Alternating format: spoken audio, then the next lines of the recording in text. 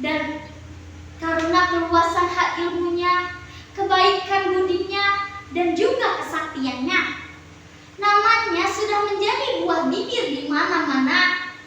Syekh Lemah Abang ini tidak hanya menguasai ilmu lahiriah, tetapi juga sangat mendalami ilmu batinnya. Sementara itu, jauh di daerah Sunda Kelapa, ada seorang penguasa juga yang sangat sakti mandraguna dan berilmu tinggi. Namanya adalah Sultan Said. Sultan Said ini terkenal berwatak keras dan tidak pantang tersaingi. Ketika mendengar kabar angin bahwa di Lemah Abang ada seorang syekh yang luar biasa sakti, hati Sultan Said langsung terbakar oleh rasa penasaran yang amat sangat. Sehebat apa sih ilmu syekh itu? Seberapa tinggi kesaktian sampai semua orang memujinya? Aku tidak percaya. Aku harus menemuinya dan memuji langsung kesaktiannya. Kita lihat, apa dia bisa mengalahkan aku? Karena saking penasarannya, suatu hari Sultan Said berangkat menuju Lemah Abang. Namun, ia tidak pergi dengan pakaian kebesarannya. Ia mengubah wujudnya menjadi seorang kakek tua yang bungkuk, berjalan tertatih-tatih sambil memegang sebatang tongkat. Sengaja aku menyamar jadi kakek tua seperti ini supaya Syekh tidak langsung mengenaliku, gumamnya dalam hati.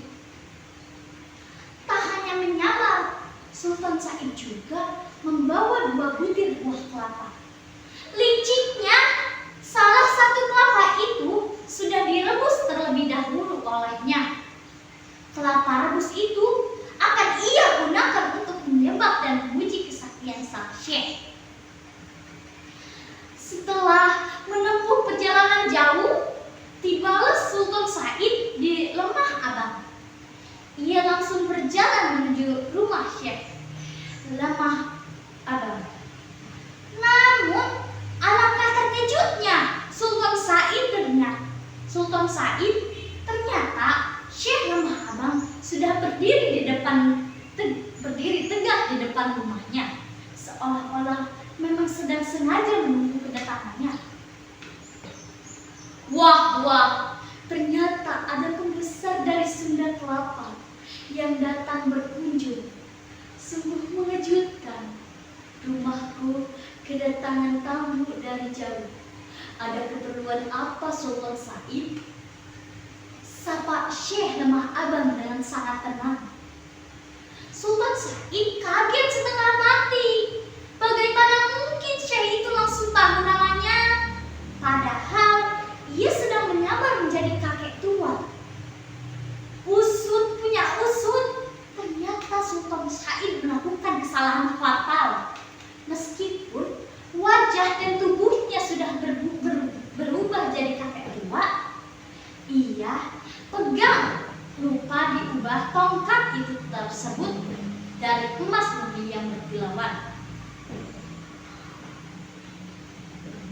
Lagi pula, mana ada kakek tua miskin yang memakai tongkat dari emas murni? Tapi coba lihat sekarang, tongkatmu itu sudah berubah menjadi tongkat bambu biasa. Lanjut Syekh Lemah Abang sambil tersenyum. Sultan Said langsung melihat ke arah tangannya. Klik! Benar saja, tongkat emasnya kini telah berubah wujud menjadi sebatang bambu biasa. Sultan Said langsung naik pitam karena merasa dipermalukan.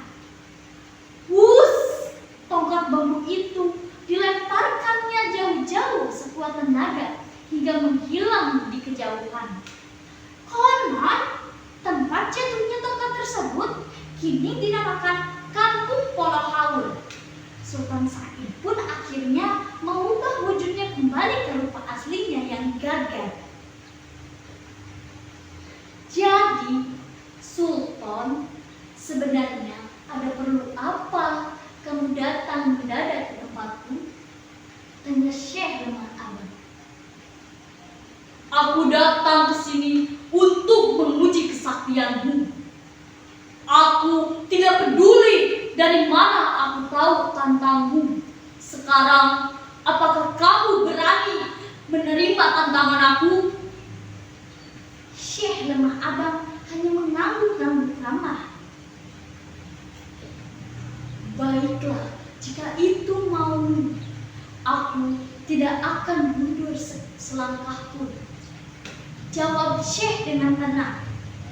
Sultan Said kemudian mengeluarkan 2 butir kelapa yang dibawanya dan meletakkan di lantai. Lihat 2 kelapa ini. Jika kamu memang sakti, mari kita gunakan kekuatan batin kita. Tiup dan sebut nama Tuhan. Ubah kelapa ini seketika menjadi pohon kelapa yang tumbuh subur dan berbuah lebat. Aku akan mengambil kelapa yang satu dan kamu ambil yang satu lagi. Tanpa banyak bicara, Syekh Lemah Abang maju. Beliau tersenyum lalu berkata, Baiklah, kalau begitu, aku pilih kelapa yang ini saja. Kelapa yang sudah matang dan sudah direbus olehmu. Jantung Sultan Said berdegup kencang. Akal liciknya ketahuan lagi.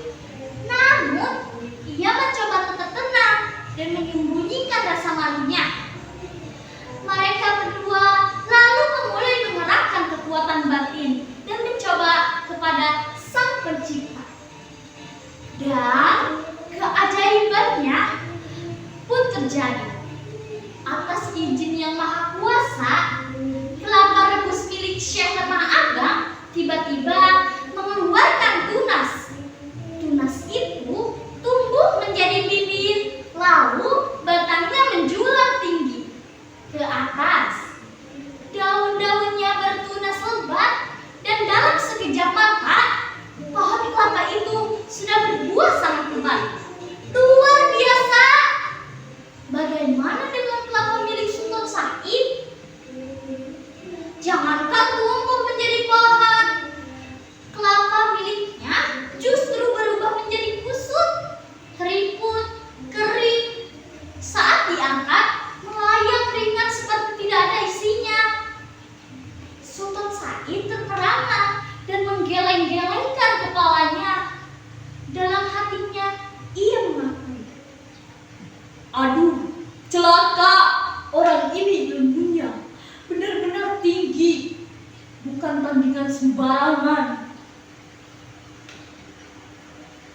Bagaimana Sultan Said? Masih penasaran? tanya Syekh Lemah Abang. Aku mengaku kalah dalam hal ini, tapi aku masih penasaran. Coba tebak, apakah kepalaku yang kering, kelapaku yang kering dan ringan ini ada airnya? Tanya Sultan Said dengan yakin bahwa kelapa itu kosong.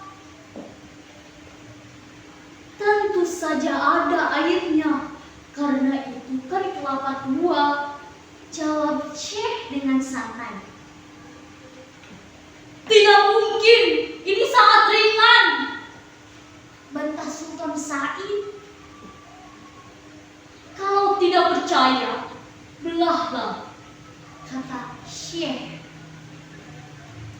Sultan Said membelah kelapa kering itu dan kericik-kericik di dalam kelapa yang kering dan keriput itu ternyata penuh dengan air kelapa yang segar. Sultan Said semakin dibuat heran dan geleng-geleng kepala. Baik, ini yang terakhir. Aku mau tanya, biasanya di dalam air kelapa ada apa? Syekh Lemah Abang menjawab asal saja sambil tersenyum. Ya, Biasanya di dalam air sih ada ikan. Ah, mustahil, mana ada ikan di dalam buah kelapa, seru Sultan Said. Kalau tidak percaya, petiklah satu buah kelapa dari pohon yang baru tumbuhkan, lalu belahlah, ujar Syekh dengan tenang. Sultan Said bergegas memetik satu buah kelapa dari pohon ajaib milik Syekh, lalu membelahnya. Begitu kelapa itu terbelah dua, plop, tiba-tiba seekor ikan gabus hidup dan melompat keluar dari dalam air kelapa tersebut. Wajah Sultan Said langsung memerah dan menahan malu campuran kesal. Ia merasa dipermainkan dan harga dirinya runtuh karena kalah berturut-turut. Karena sudah terlanjur basah dan tidak mau mundur begitu saja, ia langsung berteriak menantang Syekh untuk bertarung fisik. Kalau kamu memang benar-benar sakti, coba kita bertarung adu fisik denganku. Mendengar tantangan itu, Syekh Lemah Abang justru tertawa kecil. Saking marahnya, Sultan Said langsung menerjang maju. Des, dum, plak. Pertarungan sengit pun terjadi di antara dua orang sakti tersebut. Mereka berdua mengeluarkan seluruh kesaktiannya yang mereka miliki. Saling pukul, saling tendang, dan saling hantam. Namun, karena keduanya adalah jawara yang berilmu sangat tinggi, semua pukulan dan tendangan itu tidak ada yang bisa melukai satu sama lain. Kulit mereka seolah-olah kebal terhadap serangan. Pertarungan itu berlangsung sangat lama, hingga berganti bulan.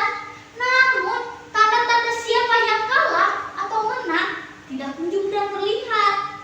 Hingga akhirnya mereka berdua merasa lelah dan bosan diri. Sambil tersenyum, keduanya memutuskan untuk berdamai.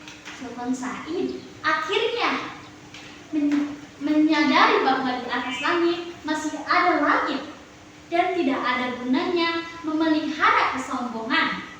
Ia pun meminta maaf dan berpamitan dengan hormat untuk kembali